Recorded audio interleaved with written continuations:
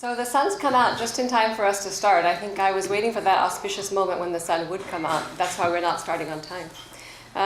Delighted to see so many of you here today. And those of you who've come in sort of dripping because you did get caught in the rainstorm on the way, if you need a cup of warm tea or something like that, there's some hot water and so on there. But we'll have a proper reception after today's event.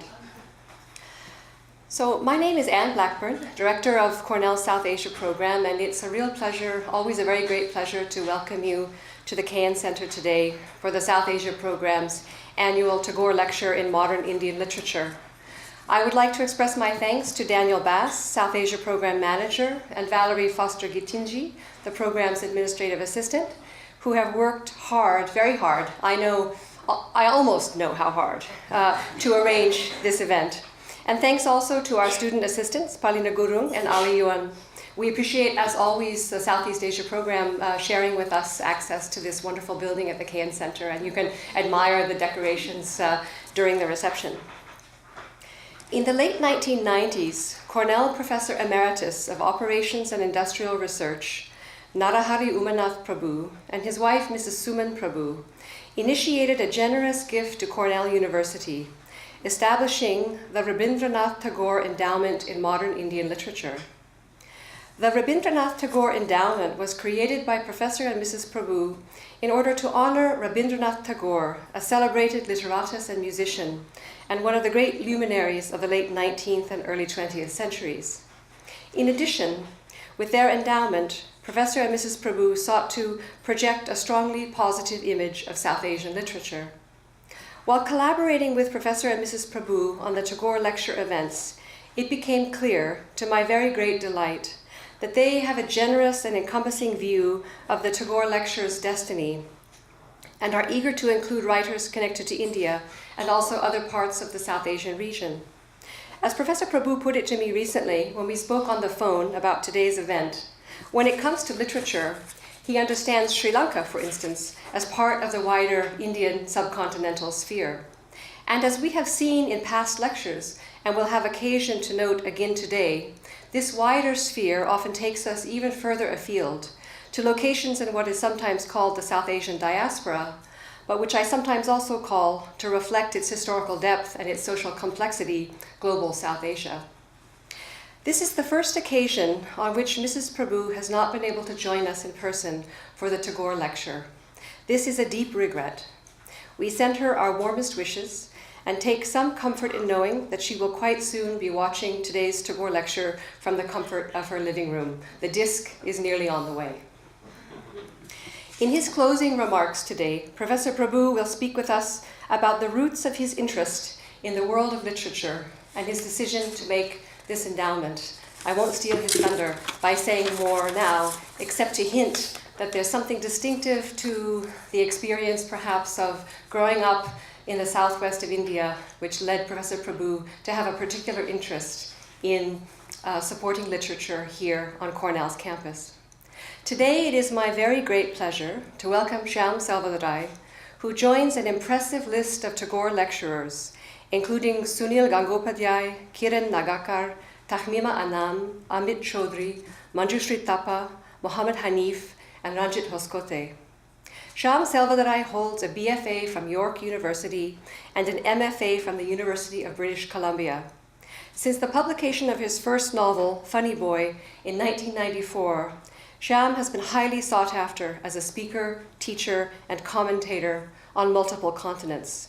He has taught at York University, the University of Toronto, and Guelph University, which houses Canada's premier creative writing program.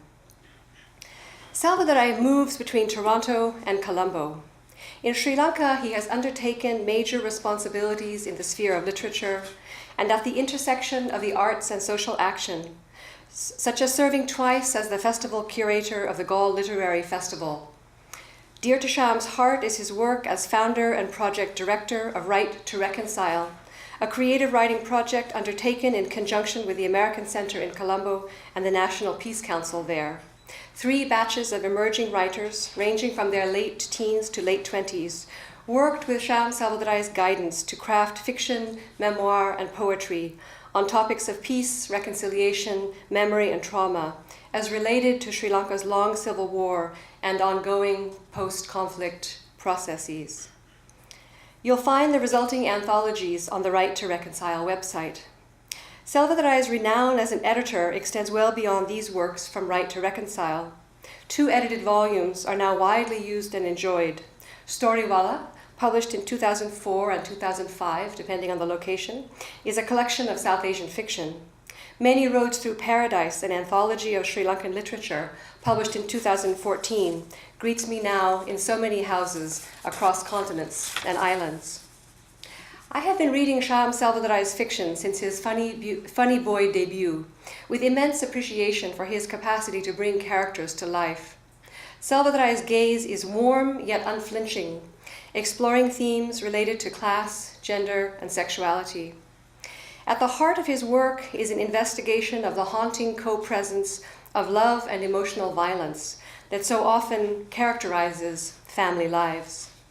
For instance, Arji in Funny Boy and Sivan in Hungry Ghosts, Shyam's most recent novel, published in 2013, draw us into their struggles to find ways of living well in the world, as young gay men whose sexuality is often unwelcomed and stigmatized, including by near relations. In these novels, the emotional violence of life at the scale of family is refracted and magnified by the wider space of social habitation, marked by the violence and cruelty of Sri Lanka's civil war and deeply classist social dynamics.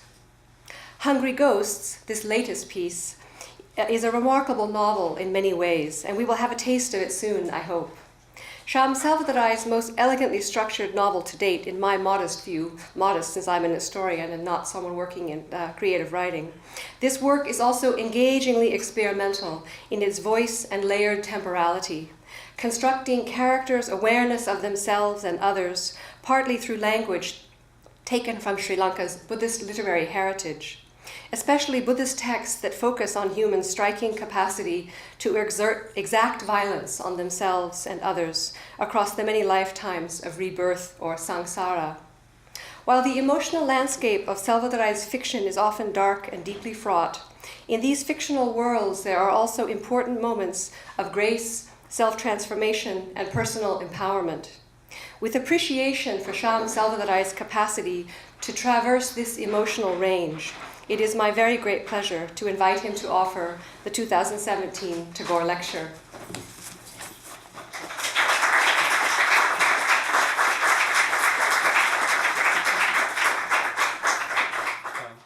What Anne didn't mention is that I've known Anne for longer than Funny Boy, isn't it? I mean, we met in Candy when you were... We met in Chicago, but you may not tell Chicago, yeah. Let's not talk about Chicago. That was my sort of giddy youth, wasn't it? I don't, anyways. I'm going to, sorry, I got distracted by that for a minute, by Chicago. I'm going to, what I'm going to do is I'm going to read an essay on writing, on being a diasporic writer, and then I'm going to read 2 pieces of writing from the Hungry Ghosts, and they both have to do with the subject of homecoming. So I think they sort of tie in nicely, and then we'll take questions, and then right at the end, I'll do a very short reading also about sort of intersections of my identity, which is an article I did for the Globe and Mail, and it's called Ménage à Trois, so it should be interesting.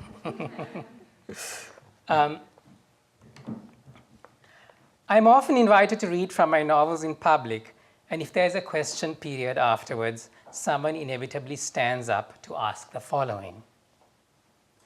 What kind of writer do you consider yourself to be? Are you a Canadian writer or a Sri Lankan writer? It is perplexing, this matter of cultural identity, and I'm tempted, like some other writers of multiple identities, to reply grumpily, I'm just a bloody writer, period. Yet this response would be disingenuous. I suppose I could answer Sri Lankan Canadian writer or Canadian Sri Lankan writer, but this also does not get to the heart of what I consider my identity to be as a writer. And we are talking of my writing identity here.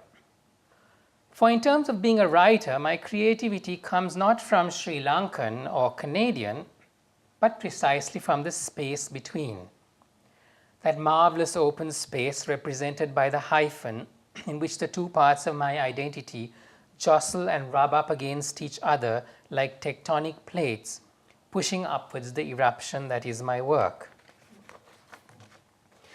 It is from this space between that the novels come, from a double visionness, a biculturalism. For the majority of people, a dual identity is a burden forced on them by the fact that their bodies, or their skin colors to be precise, do not represent the nation state they are in, thus compelling them to constantly wear their difference on their sleeve and carry it around on their backs. In my day-to-day interaction with the world outside, I share the irritation, the burden, the occasional danger of this visible otherness. But when I close the doors to my study and sit at my computer, that biculturalism becomes a site of great excitement, of great marvel, the very source of my creativity. It is from this space in between, represented by the hyphen, that I have written what I consider Canadian novels set exclusively in Sri Lanka.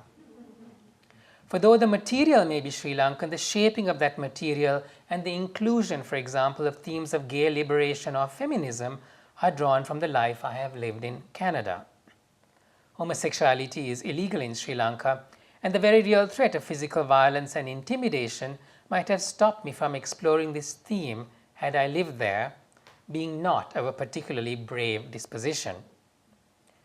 My thoughts and attitudes, indeed my craft as a writer, have been shaped by my life in Canada. It is from the clash of these cultures which occurs in the space between that the conflicts in my plot lines arise. Without them, my novels would be deathly boring to read. Not to write from the space in between would diminish me. For the first 19 years of my life, questions of cultural identity never troubled me.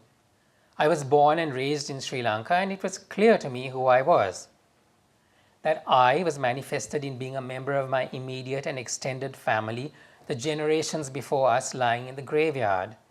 It was manifested in my school. Various grand-uncles, older cousins, and even my older brother had gone there before me, and the teachers saw me in the context of this continuity, though negatively, always expressing their disappointment at my lack of sportiness compared to my forebears. This I was embodied in the landscape, the place names, rivers, lakes, stretches of beach that were tied to the narrative of not just my life, but that of my parents and grandparents before me. This sense of identity remained curiously unshaken by the fact that growing up, I listened exclusively to Western pop music and read Western books. The rise of ethnic conflict between the majority Sinhalese and the minority Tamils, of which I am a member because of my father, even though my mother is Sinhalese, did not shake my identity. Even the growing violence, the spilling over that violence into our lives, which would ultimately force us to leave Sri Lanka, did not disturb the sense of who I was. It was the arrival in Canada that shook it. Here, for the first time, I found myself forced, like almost all new immigrants, to ask myself those questions about who I was. What did it mean to be Sri Lankan? What aspects of my culture made me Sri Lankan? What aspects didn't? What was the essence of Sri Lankanness? The answers readily furnished themselves and had actually been with me all through my life in Sri Lanka. I had just not known it. All colonial societies in their struggle for independence and the forming of a new nation reshape and redefine their identity.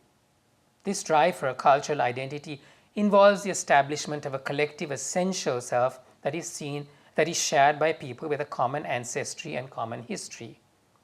This essential identity is seen to be unchanging and eternal. It provides a common frame of reference to a newly emerged nation. The goal of these nations released from colonialism is to bring to light this identity that has been suppressed and distorted and disfigured by the colonial masters, to express this identity through a retelling of the past. At the core of this identity lies the idea that beyond the mess and contradictions of today is a resplendent past whose existence, when it is discovered, will restore us as a culture, as a society. My problem in embracing this notion of an essential pure cultural identity was that its contradictions almost immediately bedeviled me. Where, for example, did someone like me with a Sinhalese mother and a Tamil father fit in? And what to do with that much adored grandmother of mine with her blue eyes and white skin, who never thought of herself as anything but, well, Sri Lankan? What also to do with the pesky fact that a piece of pop music by the Bee Gees or Olivia Newton-John could take me back to my teenage years and those long tropical afternoons spent lying on my bed listening to the radio in a way no Sri Lankan song could? In the quest for my cultural identity, I was also discovering that within Sri Lanka itself, opposition had been mounted by writers and thinkers against this notion of a pure, eternal, fixed Sri Lankan identity. Through reading these writers, I became aware that it was the very idea of a pure, essential culture that had led to the rise of both Sinhalese and Tamil nationalism, racism, and violence. The inability of both communities to accept that they share the crossbred culture where there was more in common than different. The insistence by each that their culture was superior, the refusal by each to acknowledge that we are a little island nation to whose shores over the centuries have come the winds of other cultures that have been integrated into what was now being hailed as a pure culture in Sri Lanka. I could not ignore that it was this very notion of purity that had ultimately brought such violence to my family and forced us out of the country. On a personal level, I was beginning to come to terms with being gay, beginning to live out another very important part of my identity. It was very clear to me that the pure sense of being Sri Lankan was based on rigid heterosexual and gender roles. Where did someone like me belong then? By being gay, was I no longer Sri Lankan? And if that was not the case, what did it mean to be both Sri Lankan and gay? How to live out this combination of identities?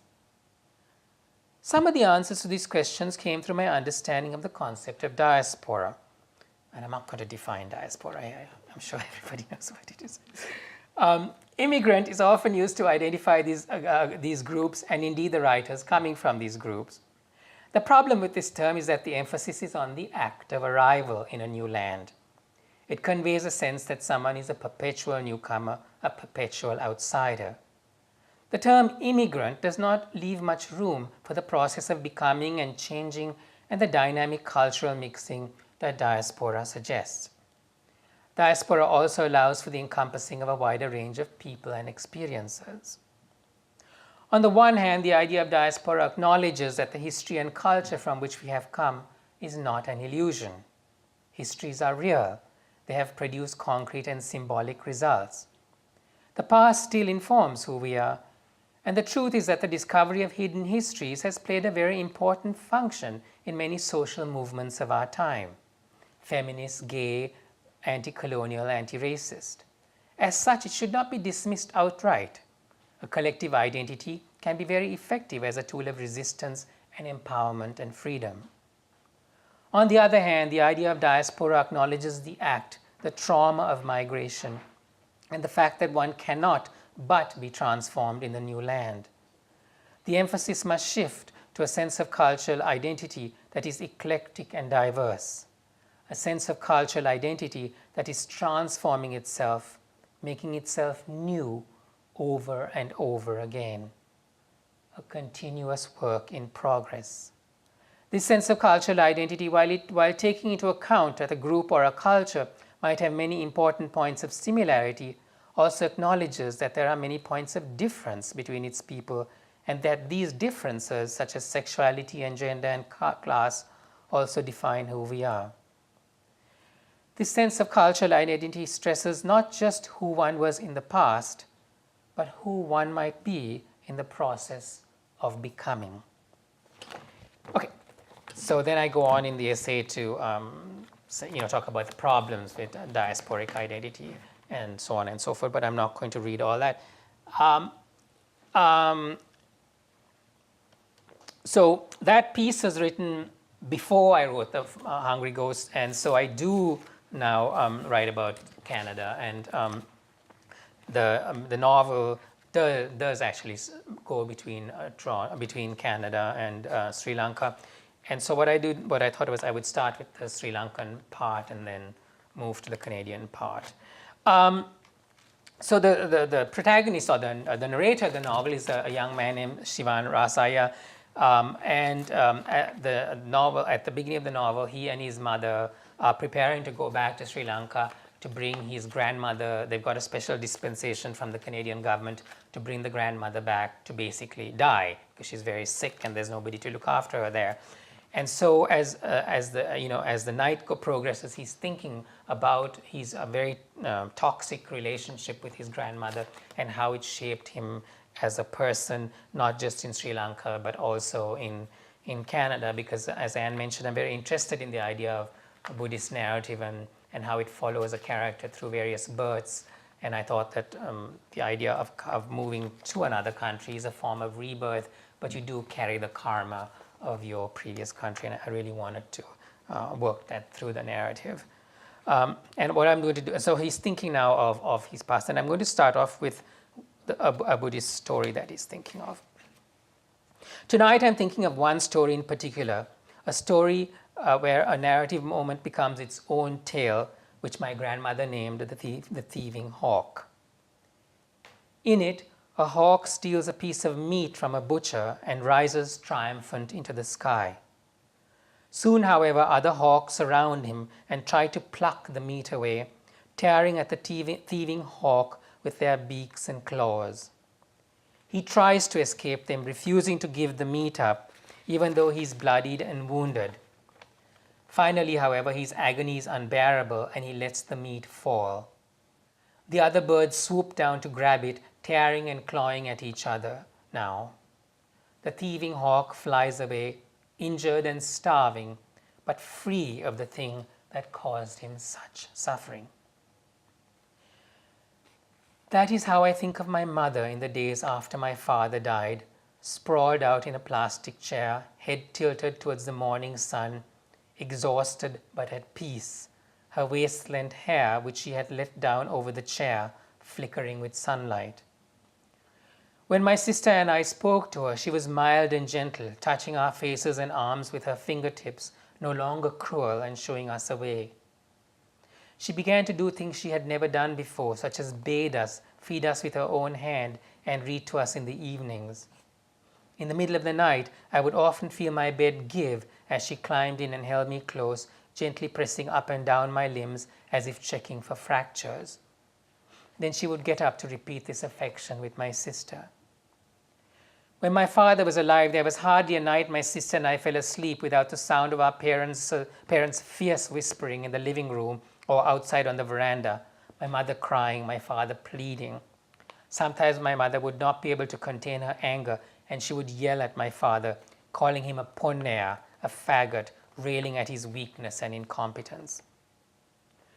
When they first met, my father had been a junior executive in a prestigious shipping company, but soon his ineptitude began to affect the company, and when he lost a major Japanese client, he was fired. Over the next few years, my parents, my sister, and I moved continuously as my father's bungling cost him job after job. With each sacking, he fell to a lower level of employment until finally, by the time I was 6 years old and my sister 8, he had sunk to manager of a little guest house. The rooms, when they were occupied, were usually taken by traveling salesmen and low-level civil servants on circuit. From our manager's bungalow at a far corner of the compound, we would hear their drunken bawling, the same tired baila songs with their lewd lyrics. In typical Sri Lankan form, the men would not eat until they were tight, and so the staff was kept up well past midnight before dinner was served. My father would return to our quarters in the small hours of the morning, bleached with fatigue. Not long after we moved to the guest house, a kindly stranger, whom we would later know as Sunil Mama, my grandmother's cousin, started to visit us, coming once a month and always bringing my sister and me a box of Candos chocolates. My mother was imperious, speaking crossly as if she was doing him a favor, tolerating his visit. At the end, he would always give her an envelope of money, and each time my mother sneered, "Is this her money?" No, no, Hema, Sunil Mama would say with an anxious smile. It's mine. Well, my mother would declare, even as she opened the envelope and counted the notes, if it's hers, I don't want it. After Sunil Mama's third visit, my sister and I wanted to know who her was. Your grandmother, who else? My mother snorted. We have an Archie? Renu tucked in her chin, incredulous. Yes, of course. Did you think I was born in a rubbish bin? But we haven't met this Archie, I asked. But why haven't we met this Archie, I asked. Because, my mother paused for emphasis, she hates you. We stared at her dumbfounded. Why, Renu finally demanded. Because you're half Tamil. Your grandmother didn't want me to marry your father because he was Tamil, and now that you're half Tamil, she hates you. My mother said this in a way that would not tolerate any further questions. We were not really surprised that someone hated us for being Tamil, for by the early 1970s, the tension between the majority Sinhalese and the minority Tamils was escalating, particularly around the latter's desire for a separate state. My father was resented by the waiters and other workers in the guest house who were all Sinhalese, and he had a hard time maintaining discipline. Though the staff were kind to us, they felt no compunction referring to him as a Tamil dog in our earshot. My sister, whom my parents' discord had made caustic and who looked like a midget spinster with a sharp dark skin and hair cut in rigid lines, would often taunt me, saying I could never escape being a single Tamil, but that she would marry a Sinhalese one day, change her last name, and no longer be Tamil. Then she would be rich and never allow me in her house, whereas I would end up a beggar man. This threat would send me howling to my mother, who would cry, "Stop being such a baby," and bat my arm off. Our father died of a heart attack, keeling over with a surprise shout one morning while doing the accounts in his office. We barely knew him, and so his death had little impact on us. He would be gone from the manager's bungalow in the morning before we woke up and come back when we were asleep, spending all day at his office to avoid my mother. Occasionally, he had tried to do something fatherly, such as take us into town to see a visiting circus troupe. But he was so awkward, begging for our affection with chastened glances, that we felt stifled by him and were always glad to return to the rudeness of our mother. We saw that by losing our father, we had this new gentle mother, and we gladly traded him to death in exchange for the person she had become. That first time we visited my grandmother's house, we walked along the length of its high boundary wall, jagged blue and green glass glinting along the top, and came to a stop before the gate with its spiked iron bars. Renu and I stared up the curved driveway at the grand whitewashed bungalow, its red tile roof adorned with a melody of wooden fretwork. A polished silver four-door Bentley T sat before the veranda under a carport. My mother, dressed in the white sari of a widow, did not ring the bell, but stood at the gate waiting. Soon, a plump old woman wearing a sarong and blouse ambled around from the back of the house and peered down the driveway as she wiped her hand on a dish towel. My sister and I knew that this had to be the legendary Ayah Rosalind, about whom my mother had spoken so lovingly in preparing us for this journey. My mother raised her arm, and the Ayah was still for a moment. She began to hurry down the driveway, the dish towel which she had tucked into her waist flapping like some tired sorrow. When she got to the gate, she let out a choked sob and struggled with the latch. "Ane Baba," she cried as she stepped out, "the gods have been good to grant me this sight of you." She began to weep, touching my mother's face, her hair, her shoulders, her arms, saying, "Ayyo Baba, look at you, so young and already a widow." Soon my mother was crying too. "I never thought I would see you again, Rosalind. I never did." The Ayah held my mother's head against her spice-stained bosom. "You're home now, Baba. You're safe." She noticed us and, letting go of my mother, knelt on the ground, the sweetness of roasted cumin powder coming off her. Rosalind gently took my hand in hers. "He's beautiful," she whispered to my mother, "just like you were as a child." Oh, don't tell him that, my mother said with a laugh and a sob. He's already spoilt enough. Rosalind patted Rainu on her head and said she had heard my sister was very good in school, just like our mother had been. I suppose I should go in and face her, my mother said, tightening the sari palu around her waist, then blotting her tears with her handkerchief. I told Okunona you were coming, Baba. I thought it was best. My mother sucked in her lower lip. And? She acted like she hadn't heard, but then she yelled at me that the rice was not cooked enough. Rosalind grimaced. Just keep your temper. The old ayah ushered us to the kitchen in the back courtyard, which, like most Sri Lankan kitchens, was a tin roof shed, its half walls blackened by soot. Shiva and Renu, you stay here with Rosalind. My mother patted the bun at the nape of her neck, pushed her handbag over her shoulder, and went into the house. The old ayah beckoned my sister and me to sit on low stools. Then she gestured to the plates she had set out on a long scarred table. Banana fritters, I made these especially for you. The ayah covered the fritters with kitul treacle before placing the plates before us. As we tucked into them, she sat on another low stool across from us and watched with great satisfaction. After what seemed a long time, my mother came back, her eyes red, her cheeks grimy. She will provide an allowance, but she wants us to leave. Rosalind drew in her breath. No, no, Baba, you cannot give in so easily.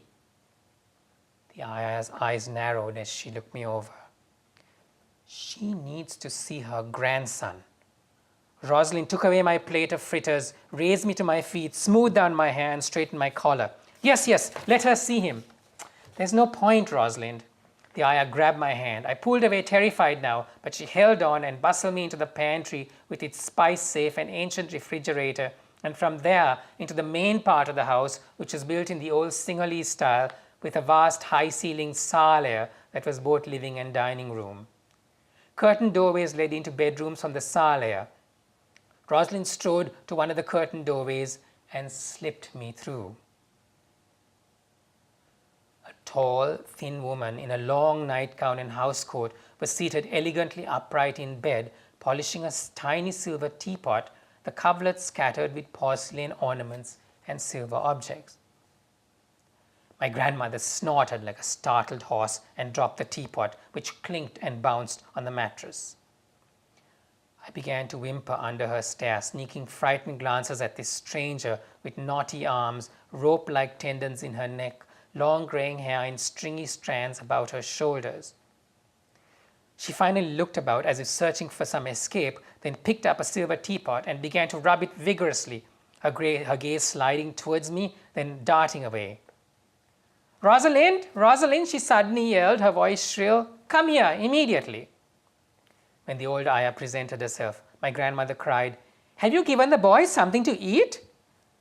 Rosalind sucked in her breath, dismayed. I never thought to look, Unona. Why not, my grandmother shrieked, flinging her polishing cloth on the bed. Is there only cow dung between your ears? She fluttered an arm in my direction. This poor little boy has probably not had a meal since breakfast. Can't you see the way he's crying from hunger?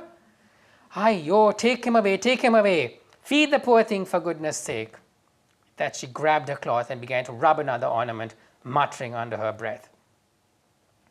Rosalind took my hand, and we left. My legs were trembling from witnessing my grandmother's anger, but Rosalind looked well pleased with herself and nodded to my mother, who was in the sale with my sister. The ayah set me up at the dining table with another plate of fritters, which I greedily consumed, being ravenously hungry in that way one is after a fright. As I ate, my mother sat at the table watching me with a wry, defeated smile, my sister glaring at the second helping of fritters she had not been offered. There was much activity going on in my grandmother's bedroom, and after some time she bustled out wearing a white Candian sari, hair knotted at the nape of her neck. She glanced past my mother and sister to me, then flapped towards the front door, chin tilted, as if I had slighted her in some way. Rosalind, she said, crooking her finger for the ayah to follow, I'm going for my evening puja. Tomorrow, when you go to Satya stores, buy 2 plastic school lunch boxes, one blue and one pink. Yes, Lakunona. Rosalind shot my mother a triumphant look. My grandmother saw the look. She rummaged through her coconut frond purse, then let it fall to the ground, coins spattering over the polished red floor. Rosalind made to go forward, but my mother lifted her hand. She rose from the chair. Getting down on her knees, she crawled over to take the purse from my stony-faced grandmother, then still on her knees, scrambled around to retrieve the coins, all the while keeping her luminous gaze on my sister and me. When every coin was picked, she crawled back to my grandmother and handed the change purse to her. My grandmother took it and continued towards the veranda, her car starting up as she went out to it. My mother stayed on her knees, looking after her. She was 29 years old, and her life was over. So that's that.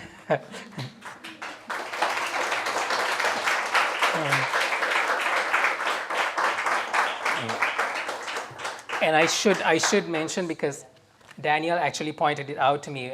One of the things about writing a novel is that you, and I don't know about other people, but I undergo kind of amnesia after it. I can't remember what's in the novel, so when somebody reminds me, I'm always slightly shocked. But Daniel was reminding me that the sister actually ends up at Cornell. And I was gobsmacked. For a moment, I thought, what? And then I remembered that she does end up as a scholarship student here. And the reason I had done that is because I had visited Anne at Cornell, and there was initially a scene where Shivan and the mother come to Cornell to visit Renu. And so I thought, okay, I can at least fake this Ivy League university. And so I decided to keep it there. But then the scene fell out. And I also knew that if I was stuck, I could ask Anne for detail. But it fell out, and then all we know is she goes, and then she comes back, and she's highly successful. She's the immigrant kid who Canada is, coming to the West serves her in a certain way. In a way that Sri Lanka couldn't. All right. Okay, so we did one homecoming, and now we're going to do the second homecoming.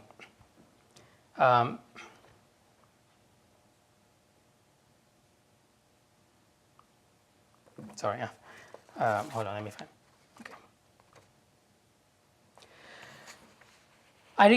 Okay. I saw Canada, as I began to waver down the carved stage, I recall the first time I saw Canada from the plane. How despite knowing we were arriving in summer, I was surprised at the green grass and trees between the stretches of gray highway, tarmac, and squat rectangular buildings. In my imagination, I had been expecting snow. An old schoolmate of my mother's, Shireen Subramaniam, was to meet us at the airport. My mother had written to her asking if she could suggest a cheap hotel we might live in until we found more permanent accommodation. Much to my mother's surprise, this woman, more acquaintance than friend, had replied that she and her husband Bhavan would be delighted to offer us hospitality until we got on our feet. My mother, while grateful, was uneasy about this generosity, as if she suspected something was amiss. There was a stridency in her voice when she told friends and relatives about this invitation, saying things like, yes, we were very good friends. I knew her very well. As my mother, my sister, and I dragged our bags off the luggage carousel and loaded them onto carts, we avoided looking at each other. The distraction of immigration formalities and negotiating this foreign airport had kept our anxiety at bay. But now, as we cleared customs and made our way to the automatic doors, our apprehension swelled, turning to panic as we came out onto a low platform and found the arrivals lounge before us packed with people pressed up against the ramps that led down on either side into chaos. We stopped, not knowing which way to go, bewildered by the muddle of foreign faces below, white, Asian, black, the babble of so many languages as people shrieked out greetings and instructions to their relatives and friends, the blurred stridency of PA announcements. Travelers, brought up short by our indecision, bumped into us and shoved past. We were gaping at my mother, waiting for her to identify this friend. What if Shireen and her husband had not come? What if they had forgotten the day? What if they had changed their mind? As if she had read our fears, my mother said, I have their phone number just in case. She gripped her luggage cart, set her lips grimly, and strode down one of the ramps. We scanned the crowd for a Sri Lankan face, and soon we saw a woman holding a placard with my mother's name on it. Shireen, my mother cried, her voice fracturing with relief. Hema, she cried back, her eyes popping behind gilt-edged glasses. We hurried together towards the end of the ramp, separated from Shireen by the rail. When we reached her, this woman threw her arms around my mother as if they were long-lost best friends. Startled, my mother submitted to the embrace. My, how grown up these children are, she cried, as if she had known us when we were little. She embraced Renu and me in turn, pressing us against her bony form, gold bangles and necklace cold against our skin. Welcome, welcome to Canada. Now you children must call me Auntie Shireen. She beamed at us. Auntie Shireen was angular like a faceted jewel, her carefully backed combed hair gleaming with lacquer. But she seemed genuinely pleased to see us, and our anxiety began to ease a little. She slipped her hand into the crook of my mother's arm and said, as she led us towards the elevator, So, tell, child, how are things back home? My mother, because she had nothing else in common with her, informed Shireen about their school friends. I had the impression from Auntie Shireen's slightly exaggerated reactions that she really did not remember these people.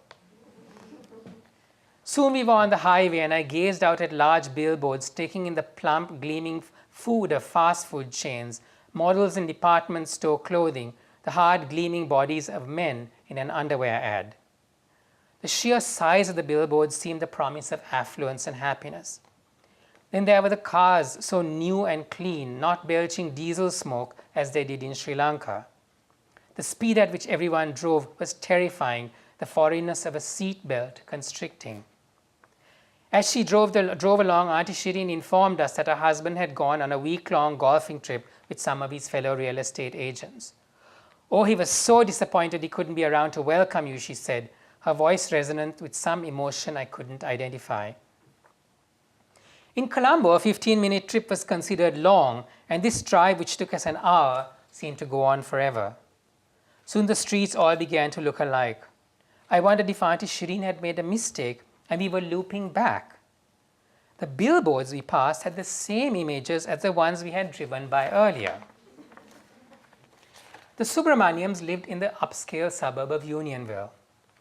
Once we pulled into their subdivision, we were in the midst of large detached houses with 3-door garages and sloping manicured lawns, rock-lined flower beds prim with rows of colorful portulacas.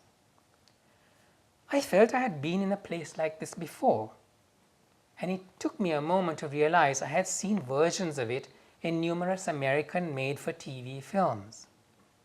I felt a thrill of satisfaction. I had arrived in the middle of my dreams. Auntie Shireen's house reinforced this sense of arrival with its shiny hardwood floors, oriental carpets, and grand piano and gilded Chinese furniture upholstered in red silk. Everything about the interior gleamed and sparkled, especially the kitchen. We took in the smooth white cupboards, marble counters, deep black stove, and dishwasher.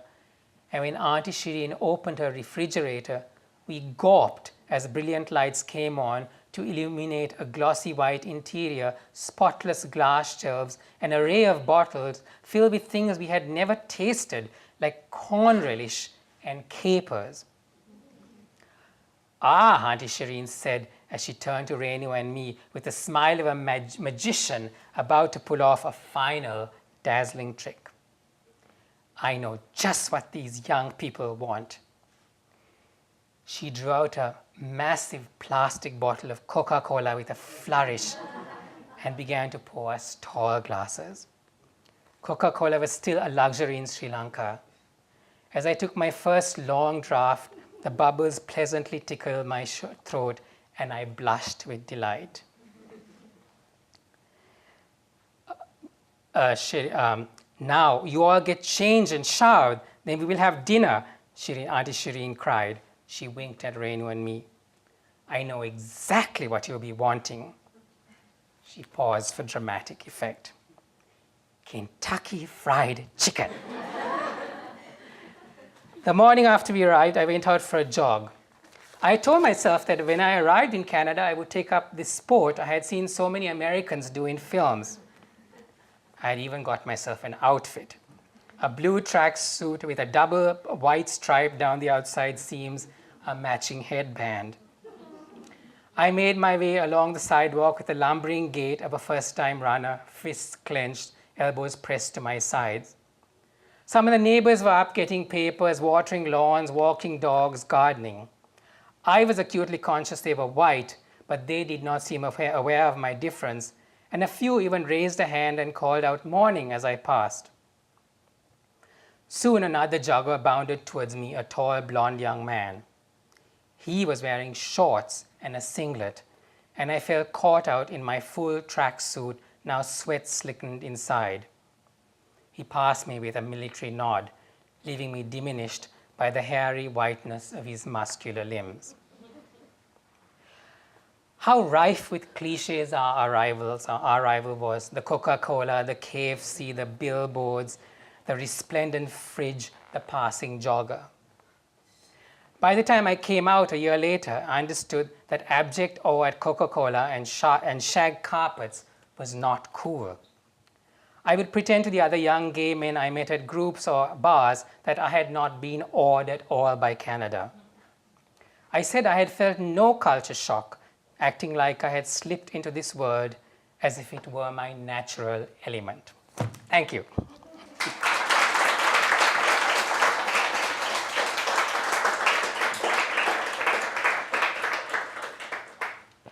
Lovely, thank you. So we have a chance for some questions, and then words from Professor Tagore, and then your final reading. Yeah, Yeah. short one. And you don't have to have read the books to have asked questions. You can just ask. I always leave that option to people. So, I have a question. I do not understand completely the ethnicity problem that you raised. Ethnicity. Yes. Between the Sinhalese and the Tamils. What I find is that when I fill out some medical forms, they want to know which race I belong to. I refuse to sign that. I say that I belong to the human race. Yeah. That's between the Creator and myself. Yes, I agree. Or you could do what the people in Sarajevo did when they were sent the census. I think on the ethnicity and race, they wrote teacup and saucer. So you could do that too. On the other hand, in modern day politics, different ethnic groups claim special status or special recognition. More and more is happening, based on region, based on the origin, kind of from Canada or from Southeast Asia or whatever. Yes. So Is that acceptable by your thinking? to claim ethnicity is sure. Why not? I mean, I think we live in our sort of ethnicities and cultures, and they only become claimable. You only actually claim them when they're under threat. I find, as a friend of mine says, he says, I woke up in Sri. Sorry, I should tell you, in Sri Lanka in 1983 was the beginning of so you could think the beginning of the civil war if you wanted. He said, I woke up one day in July 1983 and I was Tamil suddenly, And so I think that ethnicity when it becomes contested, and when you feel that you're under threat, then it becomes something that either is thrust at you, or combination of being thrust at you and something that you have to resort to for safety sometimes, for to feel psychologically whole. So I can't completely dismiss it as nothing, but I also understand that claiming it in a rigid way can lead to what happens in Sri Lanka on both sides. So it's a complex question that I don't And that, as I said in that first talk, is an evolving thing. Ethnicity is evolving, and we shouldn't essentialize it, basically. Yes, all the way at the back. So my question is about your book, The Selvadurai. Yes. Because I think like you bring up a good point of like the identity of in Sri Lanka transferring from like caste-based identity to like ethnic-based identity. I mean, I went to school in Sri Lanka and like the Tagore constitution which did this. We never studied about this. It was held as the constitution that gave the vote. But did you intend to like give this sort of a historical perspective in the novel? Because I felt like I got more history out of that book than any history I have read about Sri Lanka at the time. Thank you. That's always very. I'm so delighted when a Sri Lankan says that. I think that for me, yes. I mean, I was interested in that history. I think what happened was that I got interested in the story because it was my grandmother's story, and I got interested in my grandmother's story and her sister's story. And then as I began to research the period, I also didn't know this history. And I also was finding out things about it that were absolutely fascinating. And so then I got excited and I thought there was a way to put it in the book, that this was sort of the beginning of everybody scrambling for their little piece of Sri Lanka and, and this kind of divisions and stuff. So yes, I was very keen to put that in at that point and as a kind of, starter. And also, I mean, I kind of wanted to slightly begin, we are very, the politicians in Sri Lanka are always very quick to sort of refer to any ill in Sri Lanka is referred to colonialism. And I just kind of wanted to say, well, here was the opportunity. They actually, went a little further than Sri Lankans are ready to go in terms of giving universal franchise, for example, which Sri Lankan politicians at that time didn't want. And that somehow just kind of twisting the historical narrative a little bit through the novel.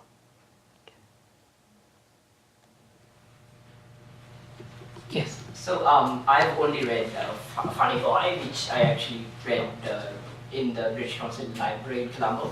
But I found it, I didn't realize that you had a Sri Lankan background until I finished reading it and trying to find more about it.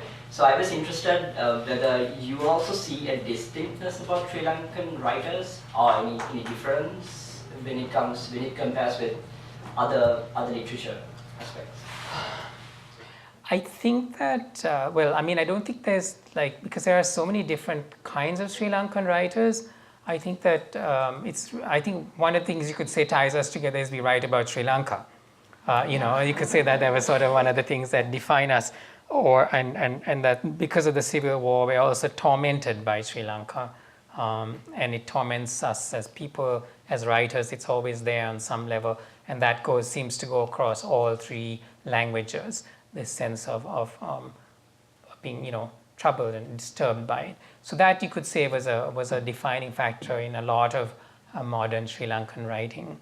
But there's not anything else, because also each Sri Lankan writer is influenced by different people and different, and often their influences are surprising. Like there could be Japanese literature, it could be, we don't know what influences them. So it's always interesting. Russian literature is a big influence because it's translated, you see, into Sinhalese, so that, you hear a lot about this. So it's hard to say. It's a question on it. Yeah, I'm just curious. I did my PhD in Australia, and my supervisor is from Sri Lanka. But his family, Sinhalese, who didn't speak Sinhalese, they spoke English, you see, and they're from that background. But he would have this small radio, listen to cricket all the time. They're crazy about cricket, yes. And that's all really British. Yeah. And I know that you migrated to Canada, but I listened to you and then I found that we have very different world of Sri Lanka, to my knowledge. My supervisor, those my friends from Sri Lanka, Indian, they're pretty much like British, playing cricket, that's all thing. And then you're talking about Americanization, all this, and so, I just did, I don't know, you make, well, I know very little about Sri Lanka, but listen to you, I'm even more confused. Okay. No, I understand why you would be confused that your supervisor was a Sri Lankan who didn't speak Sinhalese or Tamil and played cricket and was crazy about cricket. Well, I mean, like any other colonial, like being colonized by anything or anyone, you do pick up parts of it, and the parts of those things become who you are. Then I don't think anybody in Sri Lanka thinks of themselves, thinks of cricket as this British sport that we are playing. What they think was, is the Sri Lanka team good enough to kick the Britishers British ass in this thing, or can we beat Australia, or such and such, and then the Indians and Pakistanis both love Sri Lanka because they want to see Sri Lanka cream the other team, you see. So, this is how it, but that's the result, as I was saying, of this, this accumulation of outside influences. So, and people, and there is the upper class of Sri Lanka who do speak English as their mother tongue, and who do exist a lot on Western culture, and that separates them from the others. And that was a class that was was sort of almost not created by the British because it existed, but the British saw by educating these people, they could influence their minds, and they could also have a second level of sort of civil servants, doctors, so on and so forth. So it's a very complicated thing, but what's interesting is that you can find that across the Commonwealth, and that is an odd, and that's why the Commonwealth, that's why I would have more in common with, say, a Nigerian writer or a Trinidadian writer than I would have with a sort of East Asian writer who might have nothing, often I don't have this common experience. So, yeah. Yes. Hi, so my name is Shalini, and I'm a Sri Lankan American, but I was born in I was born in New York City, and I only visited Sri Lanka twice, once when I was 8 years old and once this summer. But I feel like even though I've never been a part of Sri Lanka in a very wholesome sort of way, I tend to feel the effects of the genocide, and I tend to understand my Sri Lankan identity in a kind of a different way. For example, it manifests itself in my temple, where there's the Indian Tamils and the Sri Lankan Tamils, and there's like the split between them two. And just like the war, just the war for me was listening to my parents talk about it, and then going on Lancountry.com and like learning about Prabhakaran's death and everything. So if I write about Sri Lanka and I'm writing about the war or something like that, what would be an advice you might give me to not romanticize it, I guess? Well, I mean, it's interesting you raise that question, because I'm asked it in a different way in Sri Lanka, like what right does the diaspora have to write about Sri Lanka? And my answer to that is that there is a diaspora because of the ethnic war, so that their lives have also been changed so that they have a right to write because they have been displaced because of the war, and they lost their homes and their families and their history. And that for you as a young second generation person growing up, you are acutely aware of this loss, and that you have every right to be able to explore that, to look at that loss and to write about it. So that, I'll say that on one level. What I also say on another level is that there's a wonderful TED talk by Chimamanda Ngozi Adichie on the power of the single story, and I think what Chimamanda addresses in that is the idea of story as a power tool. So we have to always be aware of, as storytellers have to always be aware, how much power do we have in terms of the story we are telling in different contexts. So you have to somehow carry that with you, the sense that you have privilege to tell a story that other people might not have, and what is the responsibility that comes with this privilege, and how are you, how representational are you, and how representational do you need to be or not be? You see what I mean? I mean, it's just it's complicated. But what I'm saying is you can't ignore the power of story to punish and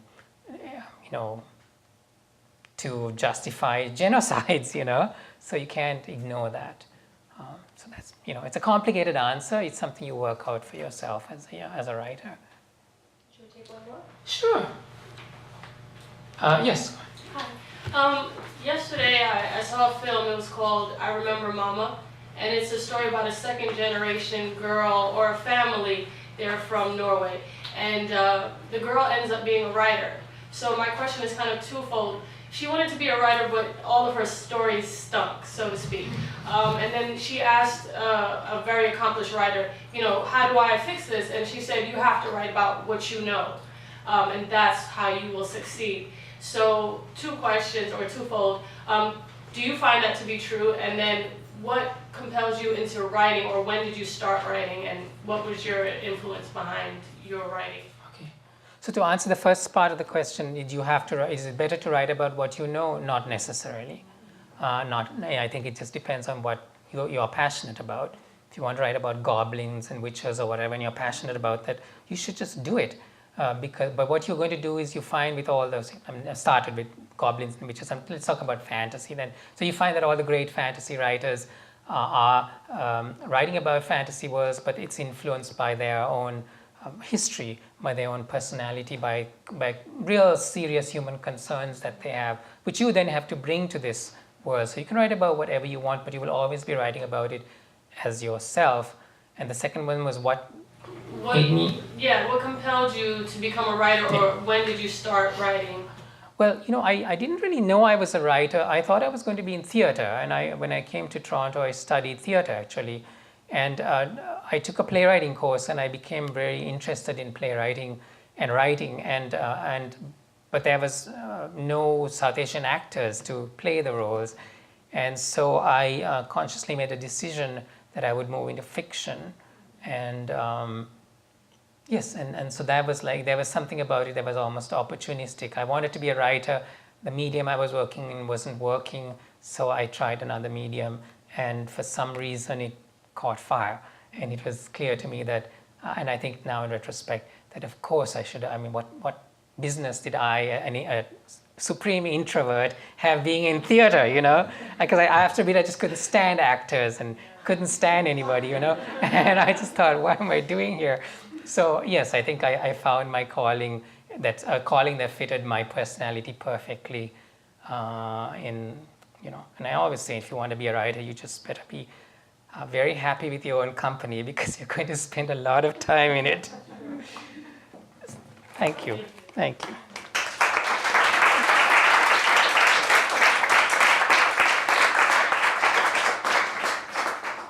Professor Prabhu, if you are willing, we would like to invite you to say some words in conclusion of the discussion. And then, are you still interested, Shyam, in doing a?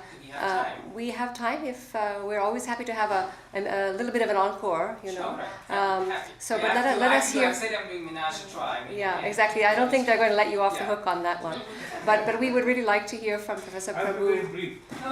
There is no pressure on time, Professor Prabhu. We are really honored that you're here. Happy that you're here today. Please.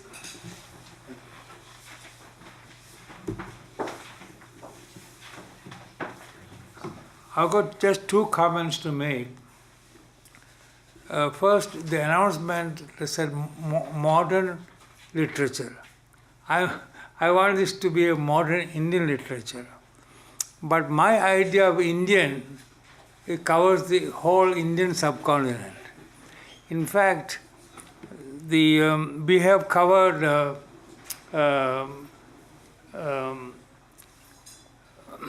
Bangladesh, Pakistan, so far, Nepal, and today we have Ceylon. I'm using the old word Ceylon. Sri Lanka is the preferred term. Well, the Sri Lanka is part of the Indian subcontinent. Sri Lanka is included in the Ramayana. Ravana came from there. In fact, at one time I heard that people in Ceylon of Sri Lanka wanted to write Ravanayana instead of Rama, and so on. Okay, that's one comment. The second comment is regarding a point that comes up every time, mainly from our Indian friends. God bless them, if they believe in God. Why are these called Tagore lectures? So when I was growing up in British India, my heroes were Mahatma Gandhi and Rabindranath Tagore, a man of political action and a poet. But that's not strictly an accurate classification, because when H.G. Wells wrote to Nehru telling him, why are you so people against us? After all, we taught you English. If not for that, you would not have come up to the stage. Tagore wrote a reply.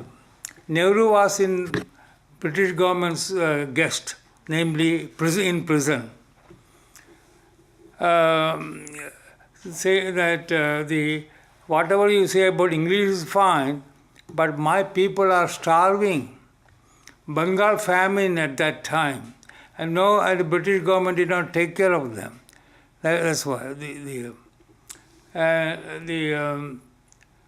Gandhi, because for the first time he introduced this concept of peaceful resistance.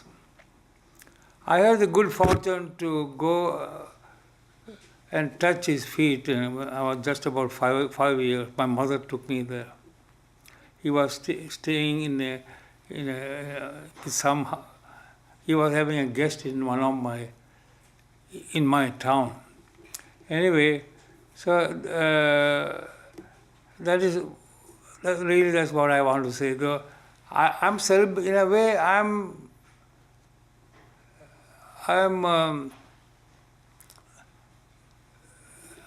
celebrating this concept of literature being a soul soother, and so on. Tagore, as I have said in many ways, he apart from his music, novels, short stories, and so on, wrote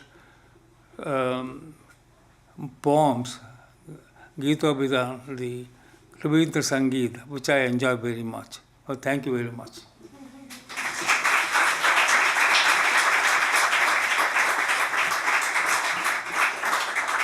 Thank you for that, and thank you for. So now, I have to put on my these glasses. I was dying to have a pair like this where you can fold it up and take it to the restaurant and all that. And guess where I found it? In Sri Lanka. Sri Lanka continues to amaze me by the things it suddenly has.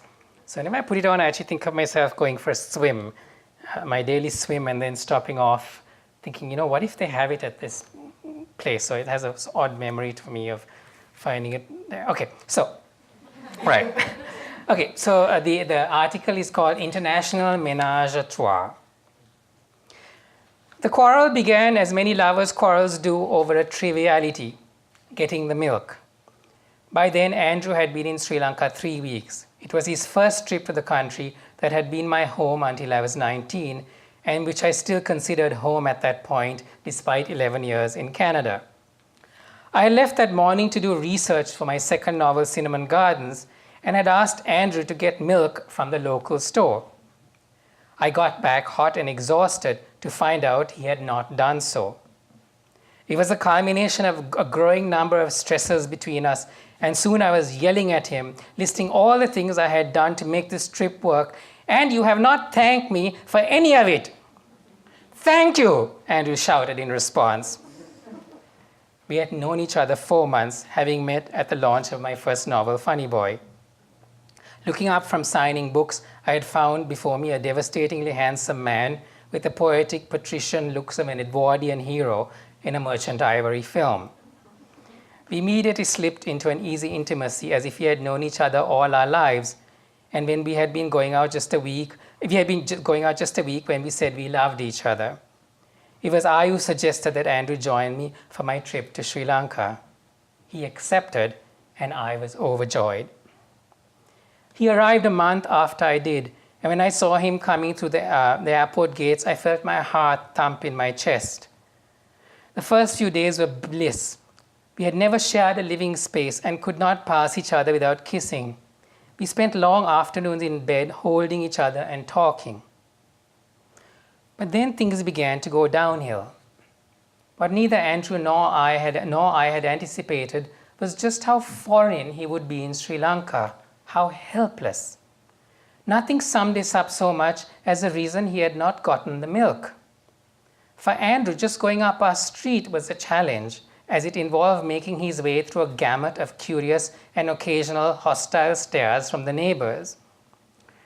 Then there was a question of getting across the busy road to the store. Traffic hurtled in both directions, no one respecting the lanes, cars and scooters cutting in and out, everyone ignoring the crosswalk. Poor Andrew could not do what came so naturally to us Sri Lankans. Dart to the middle of the road, stand there while traffic rushed within an inch of you, and then when there was a small gap, rush across to the other side, signaling all the while frantically for the oncoming traffic to slow down or stop. Andrew was also bored and trapped. I was often away doing research, and our rented house was in an isolated suburb. He had nothing to do but read or watch TV programs in a language he did not understand. Periodically, a troop of monkeys would come visiting, jumping up and down on the roof, sounding like bombs going off, which further frayed his nerves. And because monkeys are often vicious and rabid, he was frightened to go out into the garden. I should have been more sympathetic, more understanding. But Andrew's foreignness scared me, and it made our relationship seem suddenly frail and impossible. I love Sri Lanka, and if he could not love it and belong in it, how did we work together? Out of fear and despair at losing this person I loved so much, I became angry with him. A simmering tension grew between us, only heightened by the fact that Andrew often had to accompany me to dinners at the homes of friends and relatives, dinners at which he would sit in silence, largely ignored, as the rest of us reminisced about the good old days. Finally, Andrew reached a breaking point at a party when one of the female guests took an instant dislike to him and stared at him coldly when introduced, probably because she was homophobic, and he was the living representation of my sexuality. At dinner, noticing the way he was scooping up the curries with a piece of chapati, she declared with sweet malice for the whole table to hear, "Oh, look why he's making little pizzas." And Andrew later yelled, having informed me that he would not attend another dinner or party, "I was not making little pizzas. I was eating exactly the same as everyone else." Nothing quite tests a relationship like traveling together. It shows you the weaknesses in your union, but it can also strengthen your love. And we did love each other. So once we had let all the steam we needed to, we sat down to share our feelings and point of view. One of the things this trip to Sri Lanka was making us realize was that we were really in a ménage à trois. Andrew, me, and Sri Lanka. We were both understanding that the longing and passion an immigrant feels for the country he has left takes up a lot of emotional space. We had to learn to negotiate and cope with this third element in our relationship. Once we had begun to understand this, our relationship got even better. Andrew joined the Colombo Swimming Club, where he would relax by the pool while I rushed about town doing my research. I began to say no to some of the dinner invitations. We look forward to our ritual gin and tonic at the club, watching the sunset over the Indian Ocean, Andrew filling me in on the gossip and goings-on of the expat community, which he observed and listened to, appalled and titillated. Soon he was falling in love with Sri Lanka too. In the years to come, we would make many trips back, even spending a whole year there. Andrew would soon be crossing the street in true Sri Lankan style. Thank you.